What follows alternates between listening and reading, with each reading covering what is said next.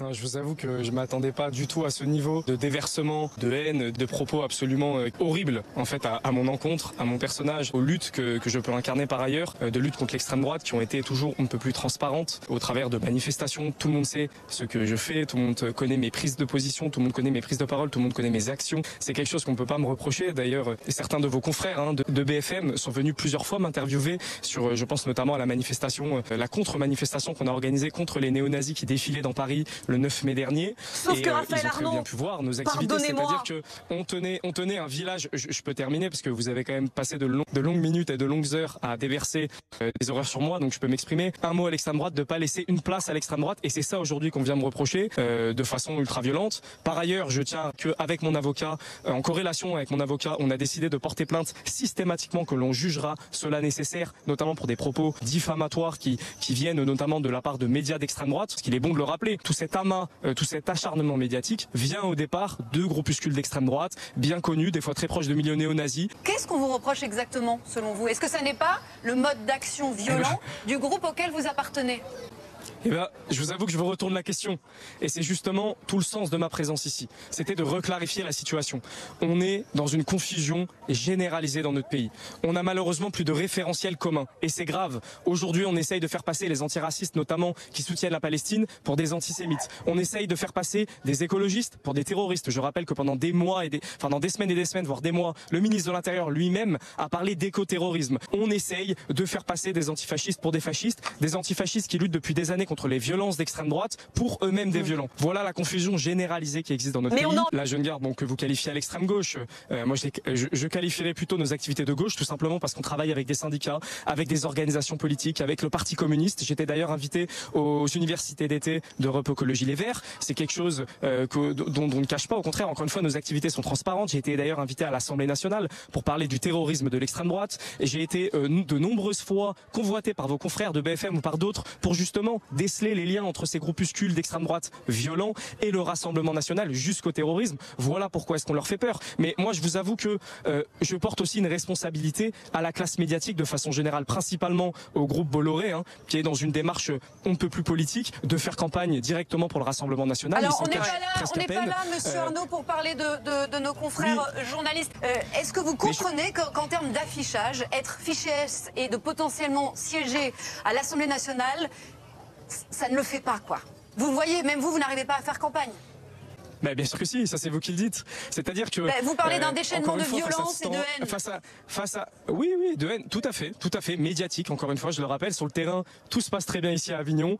Les gens ont bien conscience de ce qui se passe aujourd'hui dans la classe médiatique. Et encore une fois, je venais porter la responsabilité que vous avez en tant que journaliste. L'heure est grave, l'heure est à la clarification. On parle de violence. Moi, je viens vous parler de députés du Rassemblement national qui ont été élus la dernière fois, qui sont à nouveau candidats, qui eux ont été condamnés. Moi, on me suspecte de violence. Potentiellement, peut-être que moi je viens vous parler de députés qui ont commis des violences comme Frédéric Boccaletti, député sur la 7e circonscription du Var, qui est à nouveau reconduit, qui a été condamné pour des violences notamment avec un groupe qui avait une arme à feu et qui tenait d'ailleurs une librairie négationniste, puisqu'on parle régulièrement d'antisémitisme à juste titre, lutte qui est ô combien nécessaire, d'autant plus au vu de la période. Donc voilà encore une fois la confusion généralisée et nombre de personnes, vous savez, et ça me touche et je trouve ça grave, nombre de personnes viennent me dire, vous savez, le fait qu'on vienne parler de vous aussi mal sur BFM, peut-être que ça nous dit quelque chose sur la période. Pardon, et peut-être que vous avez des choses intéressantes à dire. Mais je trouve l'idée, pardonnez-moi, Raphaël Arnaud, l'idée n'est pas de mal parler de vous. On essaie de mieux. Vous avez une responsabilité.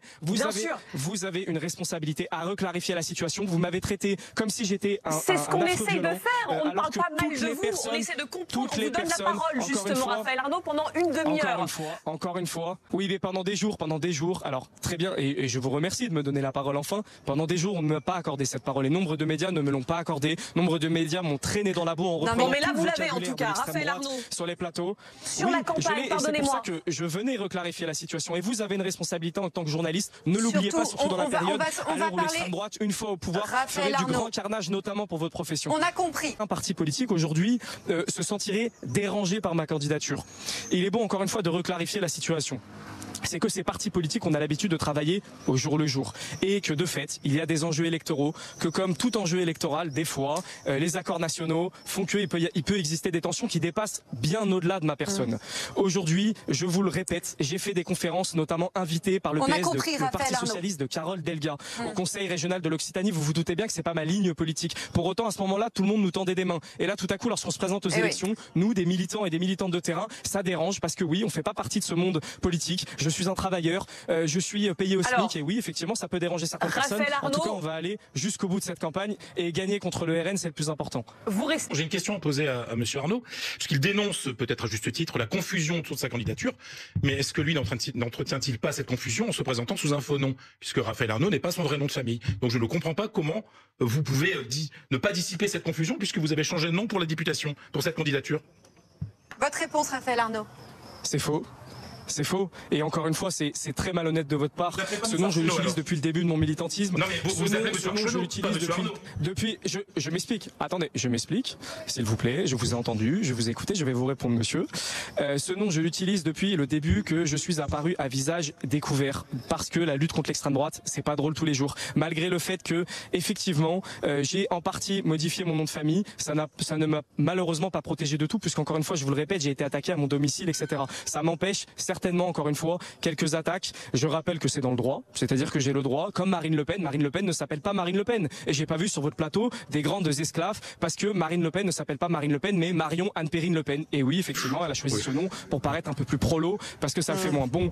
Donc, encore une fois, on vient m'accuser, vous vous rendez compte un peu du débat, on vient m'accuser de changer quelques lettres de mon nom de famille parce vous avez que 7 noms différents, monsieur, dans votre militantisme. Les violences, mais ce n'est pas vrai. Ça, c'est encore une fois, c'est des intox de la part de l'extrême droite. Moi, je me suis toujours appelé Raphaël Arnaud à visage public. Vous pouvez remonter, si vous voulez, très loin dans les articles de vos confrères. Donc, encore une fois, est-ce que vous vous rendez compte du niveau actuellement sur ce plateau où moi, je viens vous parler de violence de l'extrême droite, notamment de députés, encore une fois, du RN qui ont été condamnés pour violence à l'arme à feu. On en parle aussi. Vous avez largement l'occasion d'en parler. Je n'ai pas vu vos caméras se précipiter sur la 7e circonscription du Var pour aller interroger ces députés et estimer potentiellement que ces députations ne soient pas légitimes. Par contre, pour une histoire de quelques lettres sur un nom de famille, tout à coup, c'est l'alerte générale. Je vous avoue encore une fois, les gens commencent à être dégoûtés. Alors justement, les gens ont le droit de poser des questions dans cette émission, ça n'est pas un mode